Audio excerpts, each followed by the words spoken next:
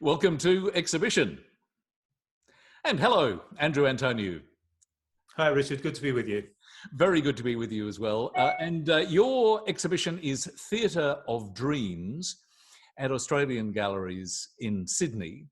And as we look at this very substantial body of work on the walls of the gallery, are we looking at frozen moments from dreams, or are we looking at snapshots from your subconscious? How would you characterize these works?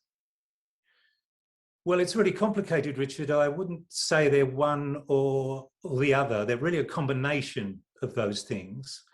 As the characters appear on the page, as it were, they generally assume their own narrative, and I have to follow that narrative. And this may well be a narrative that has been seen in a movie or a play or a poem or a dream. It could be a combination of all those things. It really is a tapestry of movement and positioning of the characters.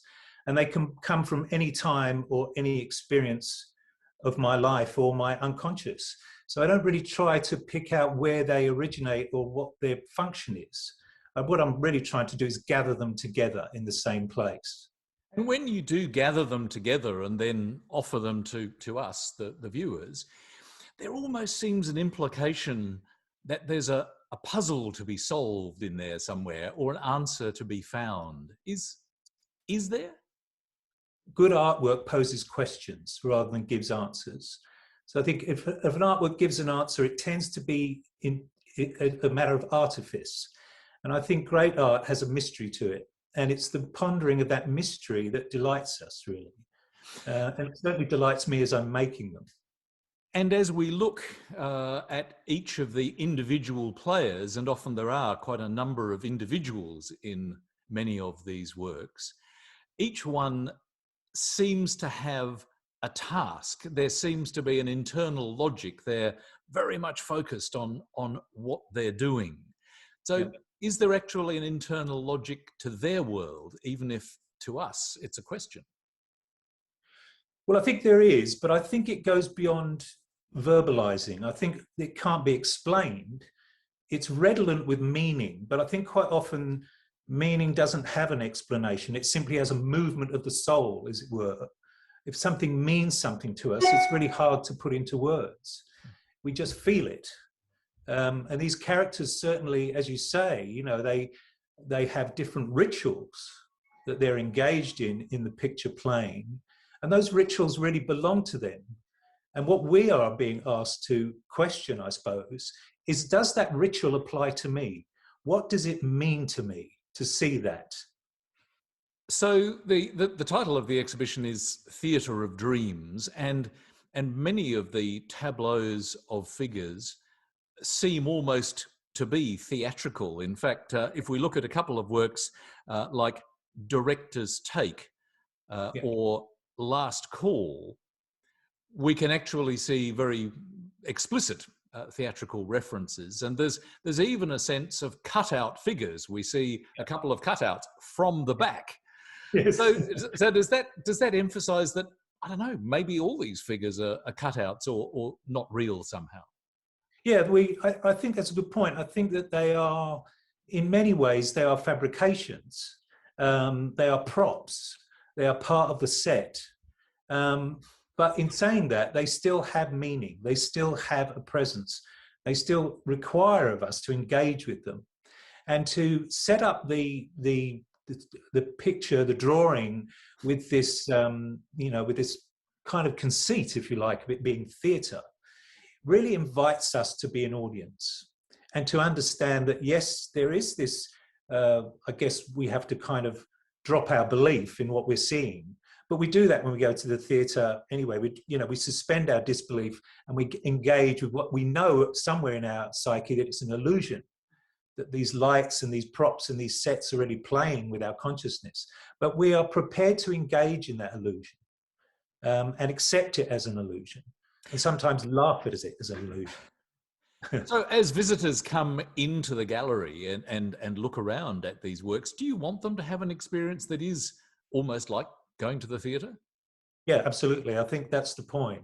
And I think the point really beyond that is that as an observer of what's going on. They place themselves rather like the ancient Greeks imagined. And the reason they created theatre was to give us a sense of what the gods are seeing when they look at humanity.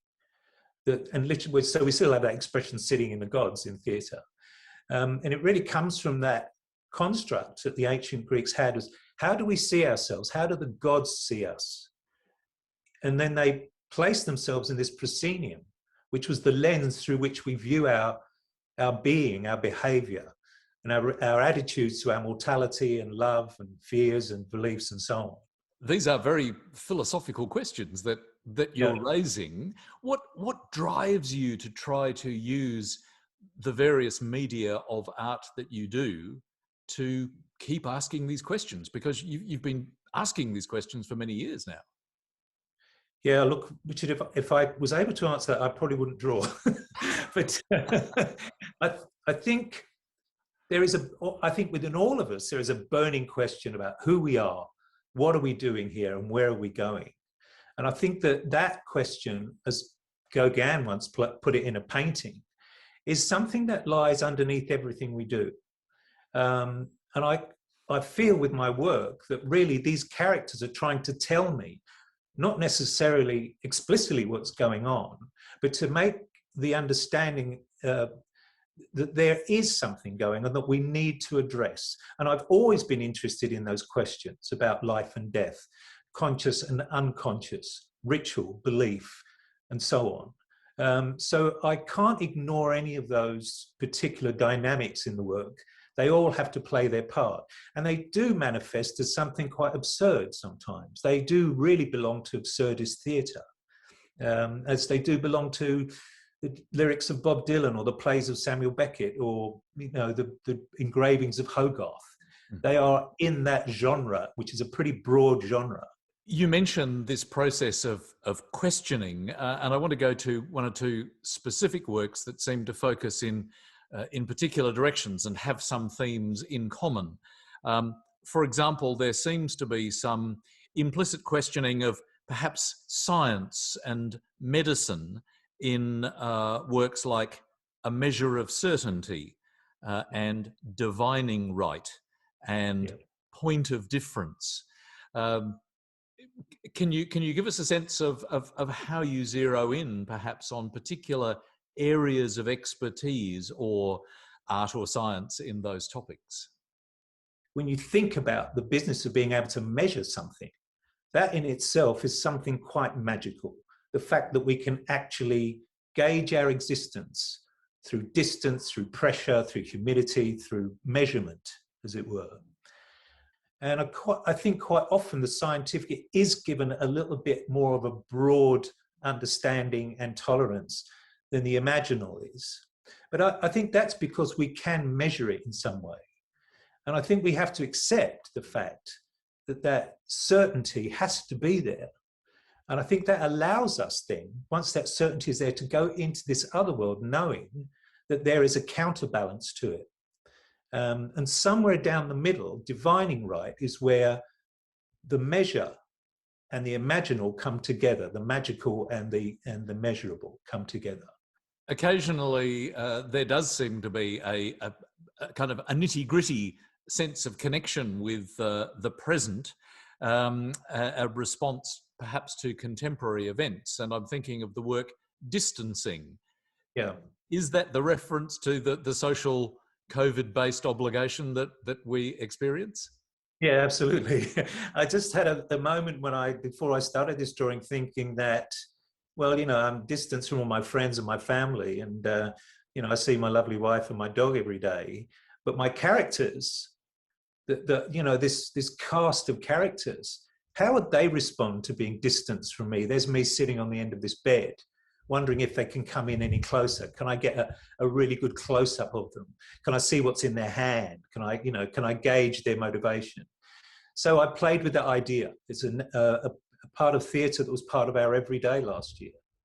You mentioned the theatre of everyday events, and life experiences as theatre seem to appear in works like Dress Rehearsal, Scene Change, and Lead Actor. Um, Yeah. can you talk us through that a little? I try not to make a separation between the inner and the outer person.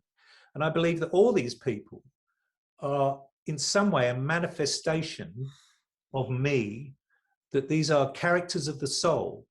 As David Lynch called it, the whole damn town.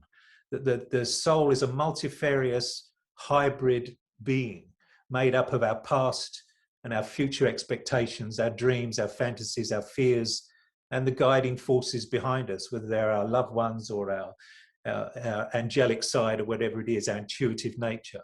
They assume the character of a being in a robe, engaged in an activity. So really, lead actor in the whole damn town is really a summation of all those thoughts, and having emblematic things in there, like a dice or a knife or a musical instrument, to talk about a more abstract side of our nature. And I really, I don't make any separation, and I try not to make it life size. I want to make it bigger than life, as in a dream. An object that is close to you, that needs your attention, can often be made manifest in the dream in an enlarged form. Can we look at the practicality of making the work for you and your practice in the studio, because there are works in various media in this exhibition. Tell us a little about your choice of media and then how you approach the production of the works. Well, I think it comes down to scale initially. Do I want to create an intimate space, like looking through a viewer? And if so, if I want to have that particular dynamic between the person viewing and the work, I'll scale the work down. And in scaling the work down, that really gets rid of a lot of mediums which I would use in a larger scale. So I work with pencil or pen and ink or in etching.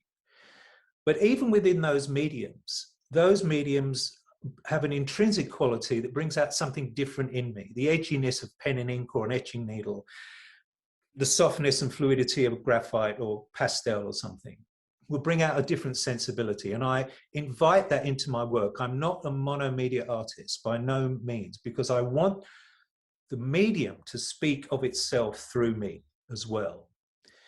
When it comes down to actually constructing something a bit larger, I immediately go to charcoal or pastel or oil paint. I think something happens when one is sweeping one's arm across the page or the canvas, that somehow the motivation and the will force, if you like, starts to play a part in the making of the work. And you start to then see your characters as your equals in a way. I think about the engagement I have with the work once it gets beyond a certain size. So that's really the issue of scale. Becomes a part of it. And then it becomes an issue of the composition. And I always see things in terms of being initially a set constructor. How is the set? What is the depth of field to the set? Where are the props? Where is the light source? Where is the kind of construct of the theatre? Even an external landscape, I conceive it as a backdrop, when I'm making the work. So I'm very much locked into this theatrical mode. And quite often I will make drawings of characters and props and sets, parts of sets and so on. And I will actually cut them out, and then I'll construct them in a montage and then draw from the montage. But sometimes I want that crowded space of a dream as well, operating in there, something that doesn't have a vanishing point. So those are the practical considerations I give to the work. I'd like to conclude with some works which appear more positive in many ways. They almost have a rosy glow about them in the exhibition. I'm talking, for example, about Afterlife, or Playtime Paradise, or even Anima Magica. Is there a particular process that happens for you when you're reflecting on how good life can be and how you represent that? Yeah, absolutely. I mean, I am an idealist. And I do believe in a better world. I think that's how I express it.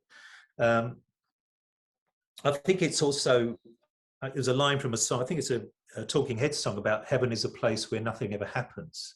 And I often feel that if I can make an image where not much is really happening at all, but people are just in a state of being, then I've kind of reached that heaven.